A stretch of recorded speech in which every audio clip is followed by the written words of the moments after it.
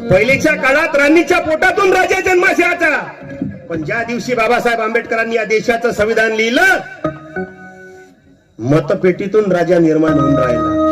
ताकद आहे बाबासाहेबाची.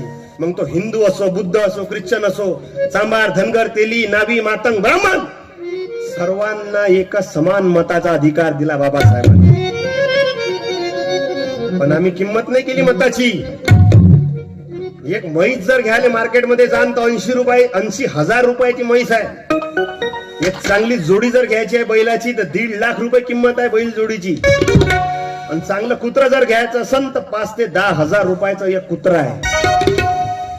आणि काही मुर्दाड लोक आपलं मत विकते 500 रुपयात. काही गावात नारा चालू आहे, जो पाजन दारून खाऊ घालन मटन त्याच्याच नावाचं दाबू बटन. मग एक वाटी रस्सा 5 वर्ष बोंबलत बसा.